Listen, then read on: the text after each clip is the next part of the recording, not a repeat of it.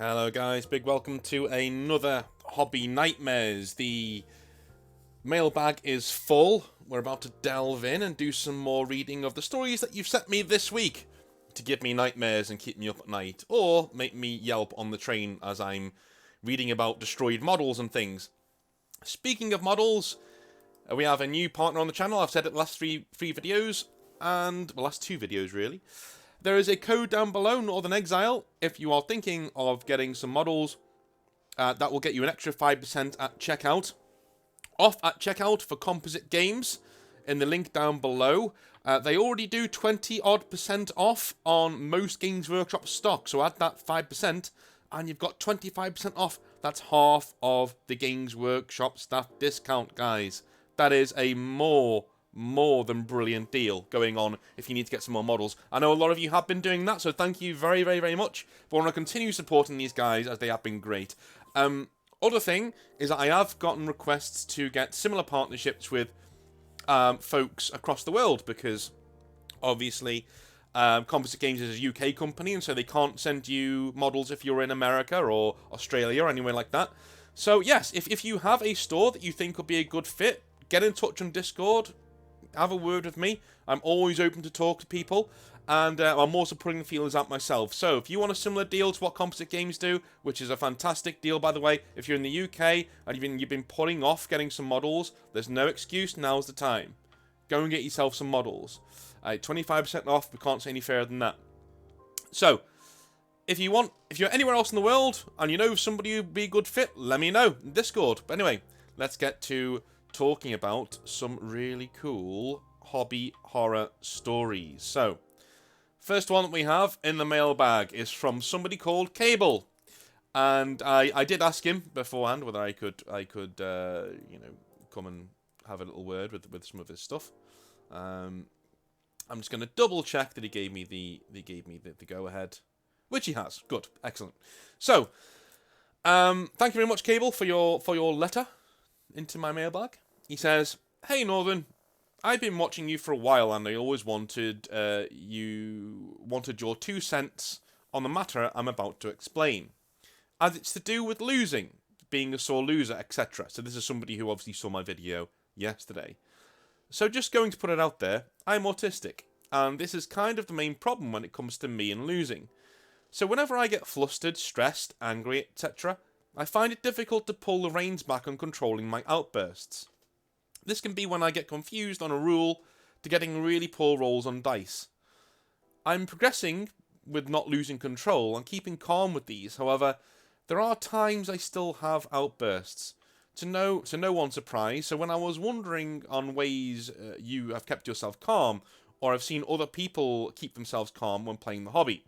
Because as much as people understand I can't necessarily control my outbursts, I still don't think it's a fair reason personally." Well, that's very... I'm going to tell you now, Cable, that is a very mature attitude that you have there. Very mature. I like to hear that. So you're taking personal responsibility. As anyone knows who watches the channel, I'm huge on personal responsibility, and that's really gratifying to hear. He continues, "And I guess this is where this nightmare becomes more of a good story, as I'm grateful that the people I often play with are very understanding and often take extra time to explain rules. They try to reel me back into my usual light-hearted, joking, fluffy self. So any tips you have from your experience would be great, as I do not want to be a sore loser. Thank you for taking the time to read this and keep up the work. I can't wait for our Dark Angels to class on the table. Would be a great fluffy game." I agree. If anyone else is a Dark Angels player and wishes to play me, that would be a fantastic game to play. Anyway, let me jump in here. So, beyond what I said yesterday in the video, if you haven't watched that, Cable, go and watch it, because there is one thing that I wanted to...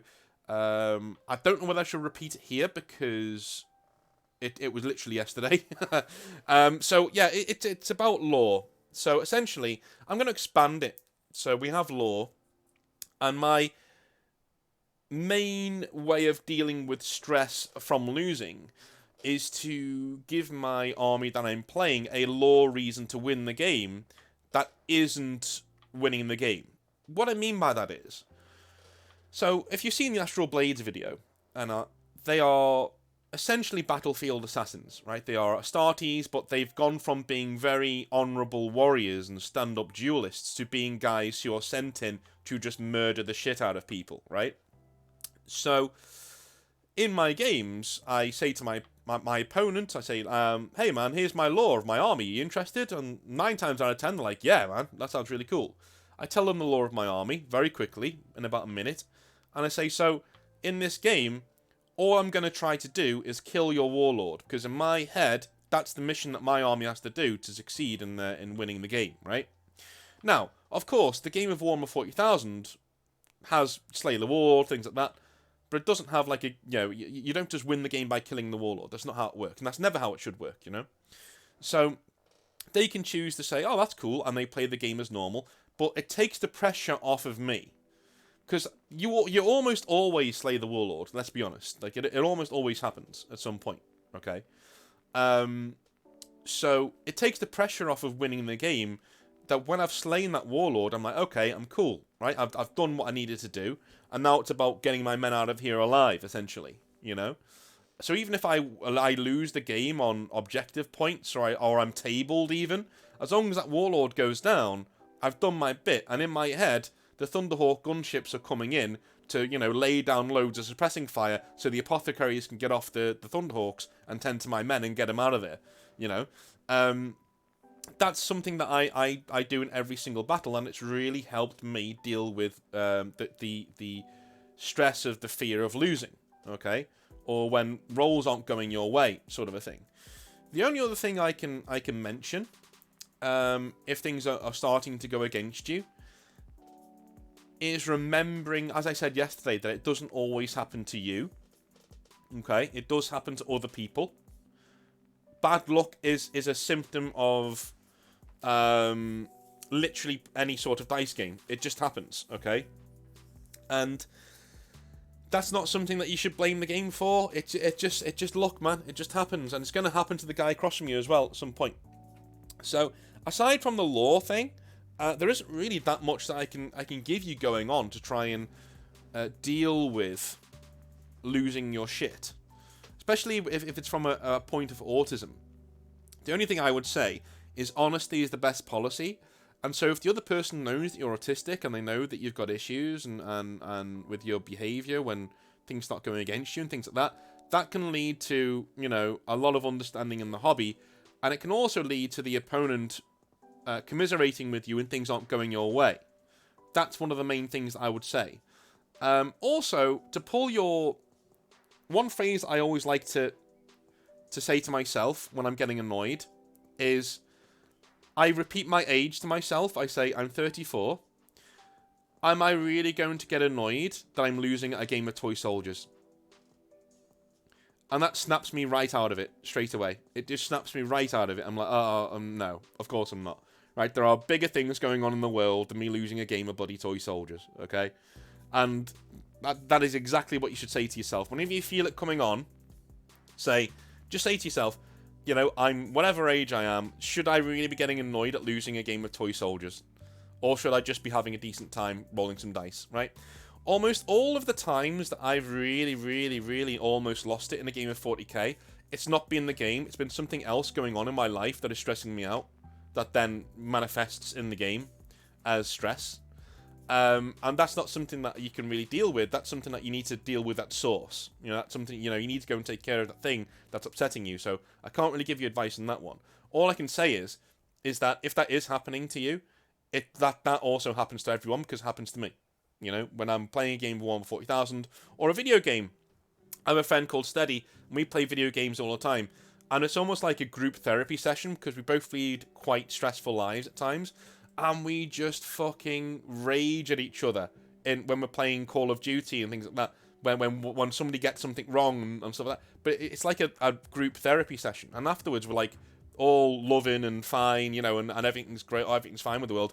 And in general, you feel a lot better afterwards. But at the same time, that is still something on the outside world affecting your hobby time.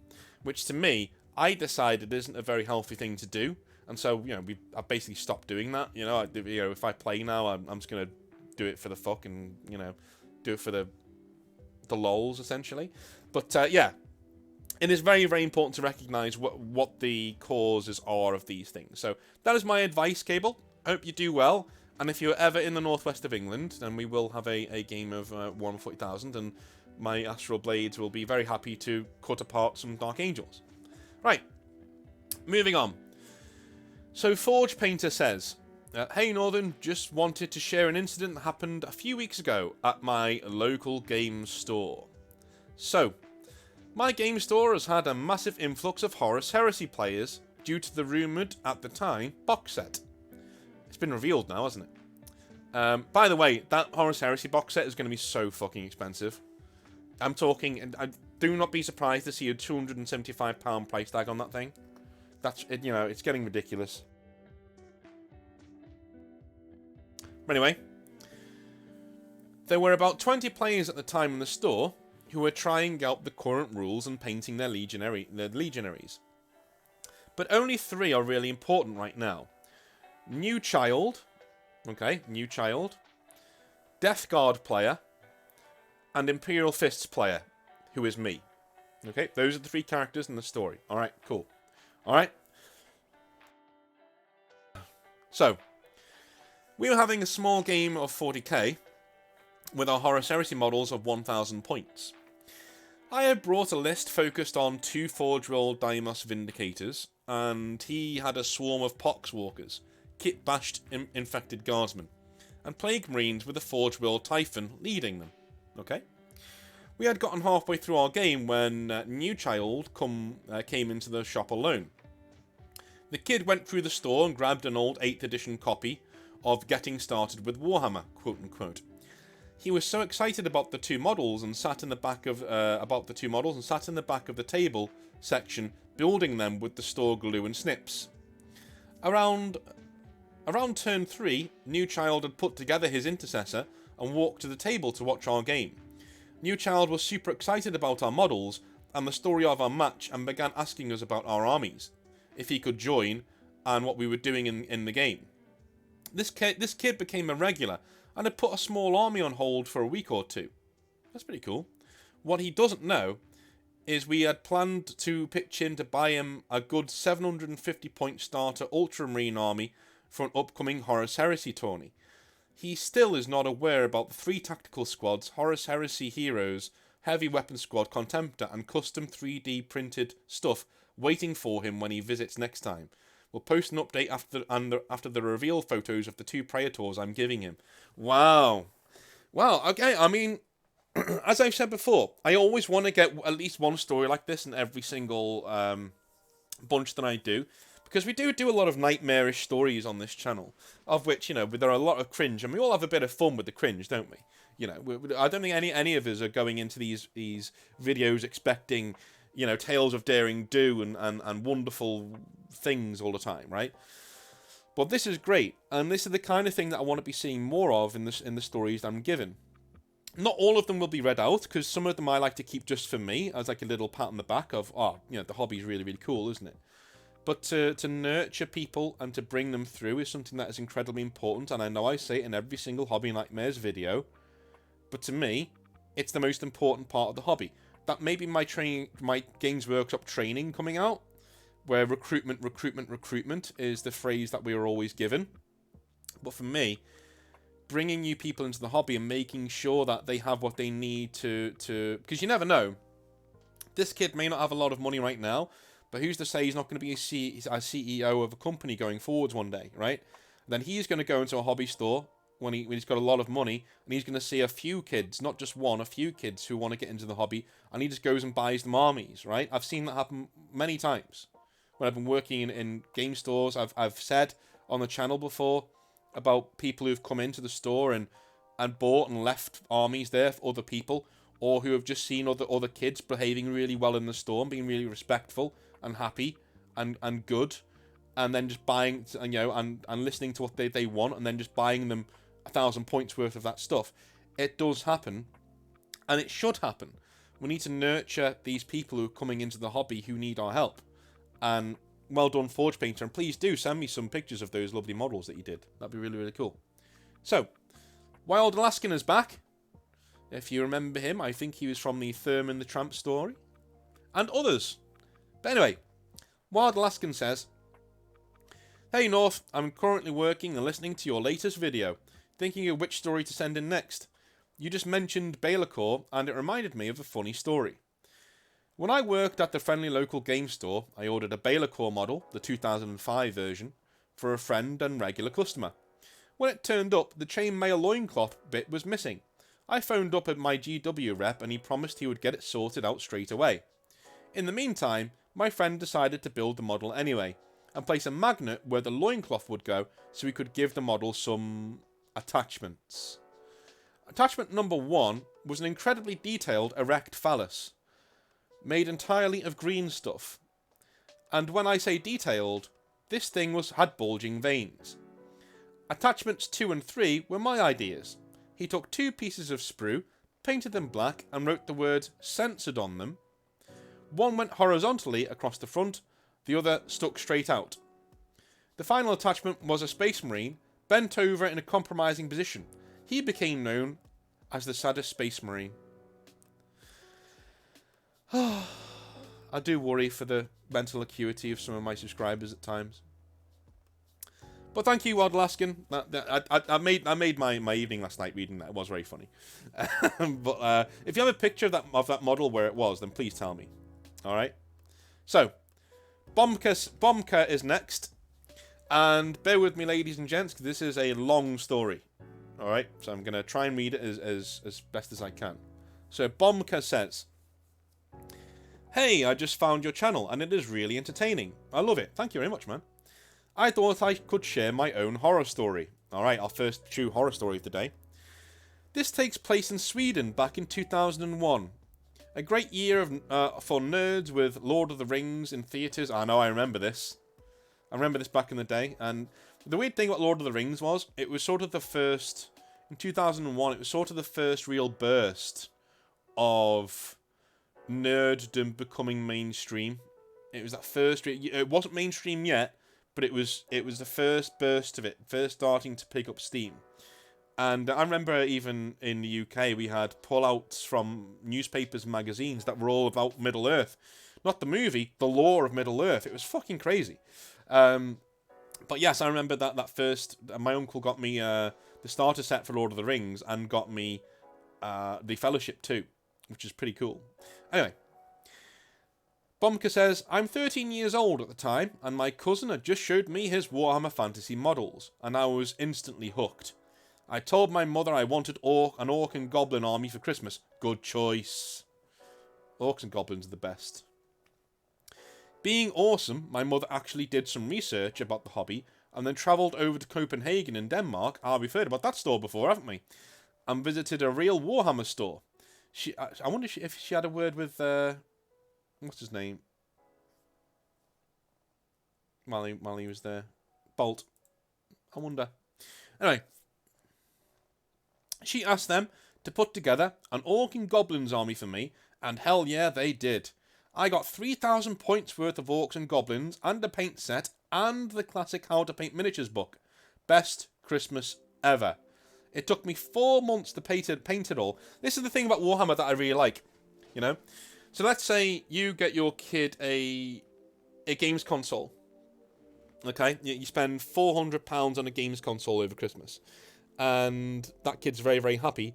And he gets a video game and he plays it for a couple of weeks. Then he gets another game, plays that for another month. Then he gets another game, plays that for another month. And before you know it, you know, we're £700, £800 down on new games and new accessories and things like that. And... you know, it's not... I love video games, right? But I'm the kind of person that I need to put video games down every once in a while to do some writing or to do something else. Or I'm going to get stir crazy and feel guilty. When I'm a kid, I didn't do that at all. And I didn't really nurture much of my creative aspects. I think I could have gone a lot further in life. In terms of my creativity, if I was able to put video games down for a while when I was a kid and focus on what I was actually quite talented at, and that was writing stories. But things have worked out well, and you know, things like Final Fantasy IX and were really formative experiences for me as a writer. But yeah, when compared to the Warhammer hobby, this kid then spends 4 months on the same thing you bought him for Christmas, building and painting it, and developing his skills, his creative skills, doing that. Wonderful stuff. Anyway, with the standards I paint today, it might not have been a great paint job, but it was my first army, and I was immensely proud. I was now ready for battle, and my cousin told me that the local store had a Games Workshop club, and Mondays were introduction days for beginners. So, a week later, my father dropped me off outside the store, and wished me many chopped dwarf heads. I entered the store, and was amazed with the blue and pink neon lights. All the Warhammer and other games on the shelf, and this was the first time I could see any other people's armies in the stores and display shelves. It was just another dream come true for a nerdy kid. I was welcomed by another kid a few years older than me. He asked me if I wanted to play, but before I could get an answer in, he was pushed aside, and in front of me stood a tall, oh god, heavily overweight man in his early 30s, my guess. He had greasy long hair and beard, dirty clothes, and a smell that would make Nurgle proud. The man talked in a pompous, I know something you don't manner. Oh, God. He asked me if I was new here. I said yes. He seemed satisfied and asked me to follow him. This isn't going to end well. He led me to a table and asked me to set up my army. Excited as I was, my army was on the table before you could blink. The smelly guy told me he was going to teach me everything about Warhammer, and one day I might even be close to his level. Jesus. He thinks he's fucking Pai Mei, this guy. To make the battle short, I was crushed in round 3. I had learned nothing, and every time I tried to do something, he mocked me and told me what an idiot I was for doing something like that, and how fantastic he was when he countered me, and so on. The more the battle went on, the more my excitement disappeared and was replaced with dread and anxiety. When the battle was over, he proclaimed loudly that another idiot was defeated, and he was the prime general and whatever. He continued to talk loudly so no one could miss his bragging and bullying. I felt devastated. I called my father and told him to pick me up. The arsehole actually followed me outside the shop and continued to brag about himself. My father picked me up, and sadly eventually I quit the hobby, joining MMA and rugby communities instead. Dude, fuck this guy. Fuck this guy, honestly. I just really upsets me. Really upsets me. So I'm very proud to say that the hobby store I ran, well, the Games Workshop I ran and the hobby store I worked in, the hobby store less so, but the Games Workshop store I worked in, I was able to cull every single person who was like this. And as much as I have a go at my trainer, because he turned into a right dickhead at the end, he gave me a load of techniques to usher these people the fuck out of my store.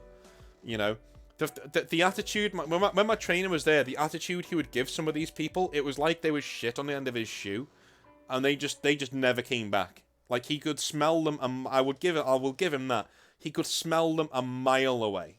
He knew. He could just smell them. He knew exactly who they were, what they were doing, and he didn't need... Sometimes he got it wrong, you know, but most of the time, 9 times out of 10, he was completely spot on, and that person was a toxic person who's just like this. I've had people when... Right, so I did something that you're not meant to do, and that was I trained my relief staff how to do introduction games. You're not supposed to do that. That you're supposed to do it because that's somebody's introduction into the hobby that might be getting screwed up by somebody who doesn't have a lot of experience in the hobby or getting people involved in the hobby. So my response to that was, well, yes, but I want other people to be able to join Games Workshop, and I want to be able to nurture them and bring them in. And so I taught them how to do, you know, even though they weren't your only relief staff, I taught them how to do engagement games, you know, introduction games. And I would let them do them sometimes, especially on a Saturday when things got busy. So, the amount of times... I'm not going to go into a specific story because there's too many of them. And if you want me to go into them, I will, but I've got too many stories to read today, so I won't be going into them today. But the amount of times that a neckbeard... When a kid and one of my relief staff members were having a game on the introduction table. My Reef staff aren't wearing Games Workshop colours, but you can tell that they're giving an introduction game. The amount of times a fat neckbeard would walk over and start critiquing what was going on in the battle, like he was some sort of aficionado. The amount of times people like that would come over and start lambasting the... Like, if they were letting a kid use their own models in the intro game, they would start critiquing the paint jobs and things. Like, I had to go over so many times. I had to stop what I was doing, talking to another customer, to get a sale and go, listen, man, they're having an introduction game. Do you mind just coming over here and letting me get on with it? Things like that. But that, even then, that creates an atmosphere. It destroys the atmosphere of the introduction game that my relief staff are going for. They'd never do it to me because I'd be wearing the Games Workshop, you know, colours. But, like, oh my god, it was so... Cancer, man. Honestly. Hobby cancer. Just terrible, terrible, terrible people. And, you know, not all neckbeards are like this, and I will say that at all. And I've read stories that are like that in the past where you've seen people doing a good job. But and sometimes when you hear stories like this, you just want to reach through the computer, get this guy. I want to know where the staff were when this was going on. You know what I mean? Like, do they not want to sell models? Is that you know, are they not bothered about selling models? Because that would be, you know, it's like editing Tolkien's work. That would be the final sin for me. You would not make it into my store again if I saw people doing shit like this. It's ridiculous. It's not nice. It's mean-spirited. And it's bullying, is what it is. I don't know what the hell happened to you in school to give you the proviso that this is okay to do. But you know what? For somebody who's probably been bullied all his life, you're a real fucking jerk. And you don't deserve to be in the hobby. Anyway. Let's carry on with the story, shall we? So, Bomka carries on. He says, I did not set foot near a hobby store in over 11 years since then. The year is now 2012. I'm now an adult, in my mid-20s, studying at my last term at university. Some classmates convinced me to start with the hobby again, and I felt that old excitement that had been suppressed for so long coming back up again. I painted up a nice 2,000 point Alpha Legion army and went down to the local club with a friend. My friend was going to play with a new kid and I was watching, waiting for my turn to play with my friend. So since I was just watching, I could take some time and walk around the club and watch other people clashing on the battlefields that were there. And believe it or not, the same piece of shit that I encountered a decade earlier, he was harassing a bunch of kids, and you could clearly hear his bragging and condescending tone. Man, I really hope before I read the rest of this, I need this guy to get it. I need this guy to get his comeuppance, man. I'm invested now. I walked over and asked the kids if the man was bothering them. Yes! They both nodded.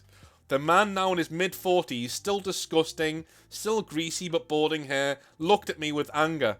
He told me I should mind my own business. I confronted him with that kids do not want him around, and then he made them feel uncomfortable. Yes! Yo, brilliant. The guy now looked visibly angry and made himself larger and more threatening. Well, vertically or horizontally.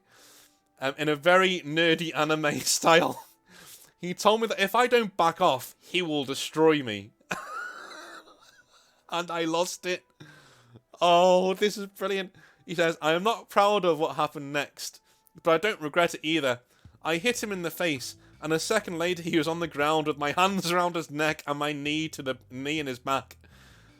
I yelled in uncontrollable anger that if I ever see him bully someone again, I'm going to crush every bone in his body. My friend and some personnel of the store dragged me off of him. The guy left real quick, realizing he could not recover from the humiliation. The aftermath of the story, the guy got banned when it turned out pretty much everyone had some horrible encounter with him. I got a warning, and the shop implemented a policy where they talk to kids there that it's okay to talk to personnel or a trusted adult if someone bullies them or makes them feel uncomfortable. The policy made sure 2 other people got banned, and the store's club is now larger and bigger than ever. Alright, so, yeah, apology for cheering on there, but like that was really, really fun. I don't condone violence of any kind. I was with you. I mean, to be fair, he did escalate it. he did escalate it, you know. But I was I was with you right up until you threw the punch. When maybe throwing a punch, maybe, but then the knee in the back and a bit much. But like to tell him that you're making the kids don't feel uncomfortable. That's the perfect line, because it just makes him look like an absolute fucking creep, which he probably is. But like it just wins the argument. So listen, guys, you're making the kid. Listen, man, you're making the kids feel uncomfortable. Like that's the best thing to say. That's just a good old put down of like, yeah, that's where it is. That's where you are. Oh man, but yeah, I really hope that was true, Bomka, because obviously a bit far fetched that he didn't then get banned from the store. Because I'm being honest with you, man. If somebody did that in my store, I would have banned them, even if they were in the right, because you've just physically assaulted somebody with like some UFC takedown shit. But it does check out though, because you did say you went to MMA. It was like a throwaway thing before, so yeah, all right, okay. I'm gonna give you the benefit of the doubt. I think that's hilarious. That's a hilarious story. I love it. I love it. Well done, Bomka. And don't condone violence, guys. But it was very, very, very, very funny. So, right, where are we now? We are on Quaid. Okie dokie. So, Quaid says, "Hi, Northern. I've been into Warhammer for a few years. Got into it during 8th edition and started by playing some games on Tabletop Simulator so I could get a feel for it. Back in June of 2019 or so, I visited my local game store and bought my first models. I started with Harlequins, I bet you're very happy now, and bought what I estimate to be about £500 worth, or $550 worth, of models. Over the years, I expanded to have a more than comprehensive army of them, as they are probably my favourite faction so far. I've also expanded into Eldar and have about 13,000 points of craft worlds, fucking hell, since I've managed to fall in love with them too, though my heart belongs to my clowns. With the new book for elves, I've been doing a lot better in my games, which typically are done in a crusade campaign with a good-sized group that varies between 5 to 8 people, depending on the given day. Do note I've been running Craft World since before the book came out in this campaign, and haven't been wanting to touch Harlequin since I was wanting a bit of a break from them, given they tend to be somewhat mainly what I play. Most people there are fine and fun to play and understand the cycle of balance. New book, ergo, I'm going to do better, and I'm not a particularly sweaty player. I think it's going to be a Harlequin story, isn't it, where he's going to come in and just absolutely annihilate somebody. One of the guys in the group seems to be, in the simplest of terms, a man-child when he's losing. Okay, when he's winning or not. Let me just read that again. When he's winning or not, a whole lot's been going on. He's perfectly fine though. Okay, fair enough. So when he's winning, he's perfectly fine. He plays mixed demons, and I haven't personally played him a lot. Though the first game was particularly unfortunate, where I had very good rolls when he didn't. That I can excuse. Games can happen like that, and it's not fun to lose because you're getting fucked by dice rolls. I played him again this weekend, and it was better than that game. Both of us were taking losses, but his bigger demons were rolling particularly awful with their saves. In both of these games, he's clearly getting frustrated and upset, audibly sighing after making rolls, and making comments on how he always rolls shitty, being rather quiet otherwise and speaking with more of a glum tone. I personally hate seeing people like this, especially if it's something I may have caused, so I start fudging some rolls here and there, forgetting buffs, quote-unquote, of auras, even my psychic phase one round in hopes to try and give him a better game. Okay, I'm going to stop the story just for a minute. Firstly, well done you. What a gent for trying to make sure somebody has a good game. Now, I'm going to say something quite controversial here. You've done the wrong thing. You've done the wrong thing. For me, this is enabling bad behaviour. It's like you're playing a child, You're enabling them. You're not teaching them anything. The best thing to do is to play normally with this guy, and then maybe take him aside at some point if you know him or you know somebody who knows him, say, look, man, if you keep doing this, people aren't going to want to play you. You know, it just is what it is. An intervention is needed here, not enabling. But I really do commend you for the attitude that you're giving. That the other person has to have a good game, and that is something I totally support. But there are ways of doing it without ruining your own game and trying to appease him. You know, being a nice person and just commiserating with him and celebrating when things go his way for him. Those are the things you should be doing. Changing the rules of the game or fluffing things isn't the way to do it, you know? Because if he sees that's what you're doing, it's only going to make him worse. You know? And if you're doing that and he still loses, it's going to make him feel 10 times worse. So, best thing to do is to just be honourable, play the game as it is, and do an intervention if you can. Anyway, I even got down to the point of giving him a few extra points when keeping track of the score to make it look like we were neck and neck at the last turn, and essentially gave him the win off of a single charge roll that went poorly for my squad of Swooping Hawks. Don't get me wrong, I enjoy games that are super close, but this game, keeping track of the actual score, I would have won easily. The guilt that comes with it, though, is present on both ends. And I feel like shit regardless. Well, there you are, man. You know, you've answered your own question. You did the wrong thing. It's a very noble thing that you did, but it isn't the right thing to do. Either I win and crush him, and then feel bad about that, or I do what I did this one game and feel bad for essentially giving him a handicap without even telling him. I'm far from good at social things to the point where I suspect I may be somewhat autistic. To the point where I actually wound up practically studying how to behave in a normal manner as a child, and use that to fit in with the rest of the populace. We all do that, man. That's normal. This situation, I am not sure how exactly to deal with, though, as I have not been in the hobby sphere all that long, and spend a lot of my time simply working on my armies rather than getting out and playing with a lot of people. Any advice now to handle people like this? Okay, well, yeah. Here we go. So, yes, an intervention. Number one. Try and make sure he has a good game. But what I mean by that is don't fluff the game to make him win. You know, because in all likelihood he either knows what you're doing, especially if he doesn't cheer up. He knows what you're doing, right? Exactly knows what you're doing. The best thing to do, whenever things go well for him, cheer him on. Right? Commiserate with him when things aren't going well for him. And give him some experiences where things have happened like this to you in the past. Right? That's all you need to do. Those are the 3 things.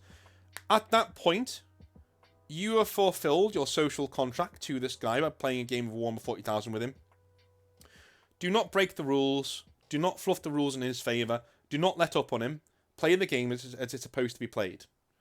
Because what you're doing is you're respecting your opponent when you're doing that, right? You're giving him respect, and you're playing the game as it's supposed to be played. But always make sure that you're commiserating with him when things aren't going his way, and you're celebrating with him when things are going very well for him, right? There are some games where things don't go that well, and as I said about the Space Pup story yesterday, there are things that I could have done in certain games where I could have stopped outbursts from happening on the other side of the table. But yes, moving to what you can do outside of the game, taking him aside and having a little talk with him is always something you can do. I know you said you're not very good socially, but maybe it'd be good practice to say, hey man, like I'm not like this isn't me getting at you or having a go or trying to make you, what's the word, not sad, but you know what I mean, trying to make you self-conscious. But like, if you carry on acting like this when you're losing, you know, people will stop playing you. You know, you're going to run out of opponents eventually. That is the best thing to do for me in this situation. Now, will he take that advice on board? Again, that's not your responsibility. It's not up to you to take responsibility for other people's behaviour. It's up to you to take responsibility for your behaviour and how you act and how you conduct yourself on the tabletop, which it sounds like you're well on the way to doing. But try not to give people wins when they don't necessarily deserve them, is what I'm saying. So, that is my advice, and that is the end of this video. Thank you very, very, very much for watching, and remember, if you're getting any hobby stuff this week and you are in the UK, Composite Games is the place for you. I literally ordered models on Tuesday, and they turned up on Thursday. And they weren't even in stock, so they did me a real solid this week. So you can get up to 25% off by using the code Northern Exile down in the description below. I love you all long time. Have a really good weekend. And I'll see you next time. Have a good one.